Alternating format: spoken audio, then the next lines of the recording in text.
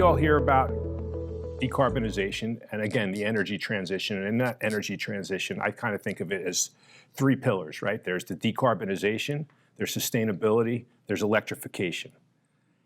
Why can't a company just do that? What makes it so hard? Yeah, so in other words, the way I think about that question is, if everybody wants it, my employees, especially our younger generation, which I love the younger generations because I think they get things quicker that are actually good things that and they're thinking about where their kids are going to live and what does that environment look like. So employees want it, younger people want it, shareholders want it, boards want it, therefore companies want it. So why don't they just do it? Really, two reasons: extremely expensive, and two, very, very difficult, complex, confusing. Too many options, landscapes constantly changing. Everybody has a different geographic footprint. I can't put a large solar farm on the top of a hospital that's in the middle of the city. So how does someone decarbonize in a urban area versus someone who may have hundreds of thousands of acres of land? So not one size fits all. But back to the expensive part, McKinsey put out a study, $9 trillion every year from 2030 to 2050 to get somewhere close to carbon neutral. Think about that number. I'm not quite sure how many zeros that all equates to, but that's just a staggering number. And all of that investment is not going to have a positive IRR associated with it. It's not a guaranteed rate of return. Lots of money is going to be lost. So let's just say that money wasn't an object for companies. So I want to do it. I've got the money. I want to write a check. How do you decarbonize? There's so many different ways. We like to think just on the supply side. We think of solar assets, we think of batteries, we think of hydro assets, renewable power, wind. That's what we hear a lot about. But what we don't hear a lot about is the consumption side.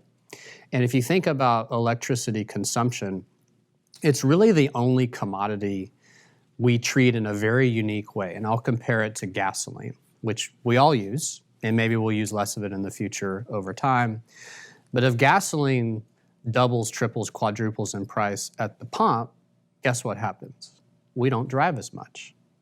But when it comes to electricity, if you walk into an office building, does every light bulb need to be on at the same time?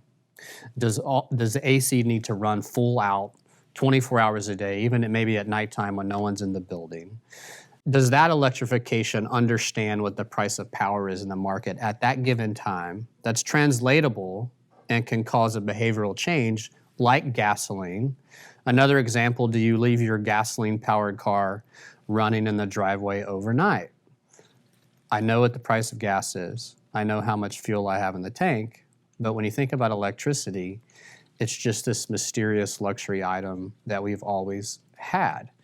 So with that being said, our estimates in the US, which is a massive market if you quantify the amount of electricity utilized by businesses, there's 20 to 30% waste on the consumption side. So as we typically focus on how is the electricity produced and how can we do that cleaner, if we think about, wow, I can remove 20 to 30%, and I'm not talking about every hour of the year and every second of the year. I'm talking about when there's a storm, a winter storm in the Northeast, it gets hot in the summer, or there's some type of unfortunate event that causes a scarcity situation. If we can automatically enable consumption to shift to meet that demand, I don't have to fire some generating asset that typically pollutes the air. As energy prices get more expensive, we have dirtier things to make power.